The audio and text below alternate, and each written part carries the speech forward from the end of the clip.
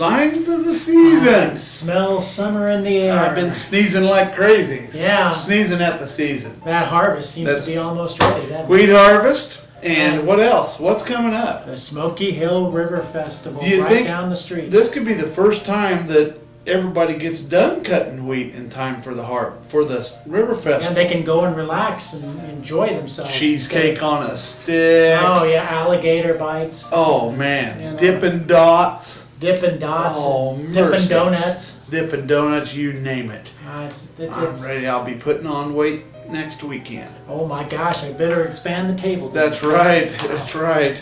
Boom, boom, boom, boom, boom. Well, welcome to your old news update. This here's Izzy Fitz. And I'm Bud Driscoll. And we'd like to shout out to our sponsors right now. Eagle Crest Retirement Community, 1501 East Magnolia. Yes, where the elite go to retire. That's right. And Headley's Clothing, 1829 South 9th. It fits big and tall. Big.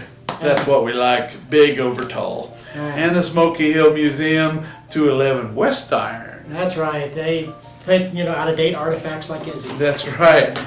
Yeah, radioactive dating. Yeah. Topping the headlines from yesteryear. I'm first up. Speaking of harvest, June 6, 1987. This is my old buddy Ralph Johnson.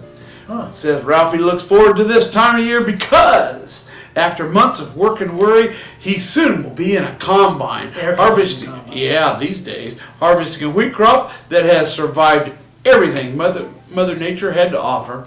In Salina County, the annual ritual is expected to start before Father's Day on June the 1st, about the traditional time. Well, we got you beat this year, buddy. Yeah. The combines are rolling, and it's long before. We were cutting wheat before Memorial Day this year. And Izzy's going to get some cheddar bites because of that. Darn right. Yeah. Cheddar peppers. He's got cheddar. That's even better. He's got a bet going there. Yeah, I do. I'm going to win. Yeah. Well, speaking of River Festival, we go another day to June 7th, 1987. The dirty word at the Salina Arts and Humanities Commission office these days is rain. That's not dirty to me, buddy. No, we need it. Rain all you want.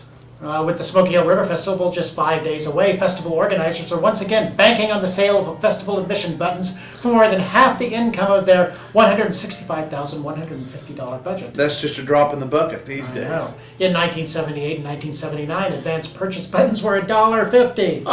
At the gates was $2. In 1980 and 81, advance purchase buttons were $2, $3 at the gate. Oh, whiny. From 82 to 84, buttons bought ahead of time were $3 and at the gate, $4.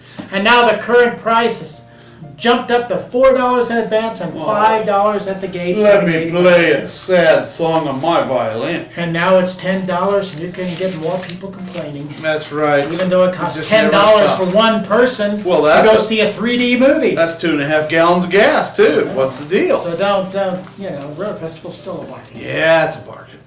June 4th, 1937. For nearly a month, a quartet of Salina boys ranging in age from 12 to 14 years have had a good graft, according to reports today in juvenile court.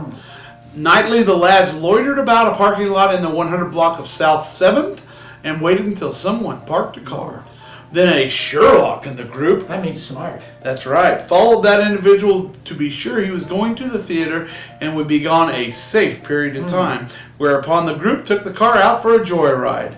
Now, none of the four will drive again for 2 years if juvenile court orders are obeyed. Boy, they got in trouble there, didn't they? Yeah, well, look, this is the same day. Same day. I don't know if the same quartet, but 4 boys were brought before the juvenile court today on charges of stealing coal. Stealing coal. One said his father had deserted his mother and declared he needed the coal for fuel in the cook stove. Oh, the old abandoned mother. Yes. Or father. He was released. The other 3 raging, and they believed him. The other 3 ranging in age from 11 to 15 years of age will appear before the court Monday morning at 10 o'clock on charges of delinquency. The coal was taken, officials said, from the Union Pacific Railroad, a ton being carried off in sacks one night, officers testified. A ton? Well, any boys that are... 4 boys carrying a ton of coal. With that kind of ambition, they deserve the coal. That's 500 pounds apiece. I know. That's one. Each one of them are carrying one of me almost. Oh my God. Those are some hefty boys. They're some strong, must have been football players. Kind of like Izzy Jr. K-State.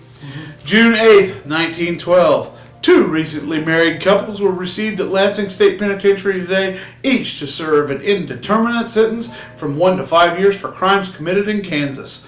Mr. and Mrs. Joseph Winton of McPherson were convicted of stealing a dozen chickens from a neighbor. Mr. and Mrs. Lee Patterson of Junction City had been married by only a short time when they were arrested on a charge of stealing dress patterns from their landlady.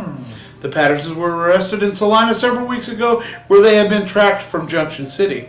Chicken stealing in Kansas was made a felony a few years ago, and since the passage of the law, there have been a number of people go up the river. But this is the first time that a man and wife have been brought to the prison for this offense. Wow,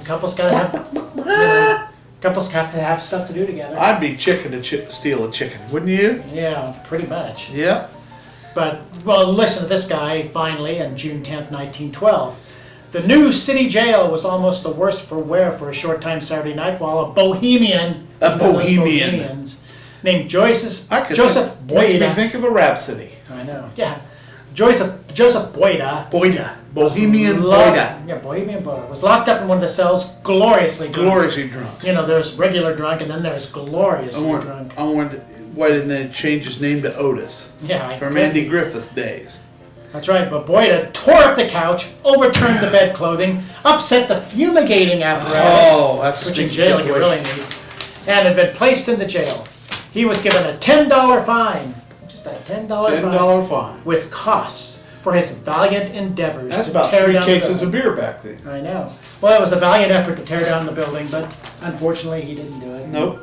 Well, read more about the way things used to be in the look back section of Monday's Salina Journal. That's right. Well, you have a good summer coming up. And you have a safe harvest. Keep know. it safe out there, folks. Don't get in too big a hurry. That's right, and we'll see you yesterday.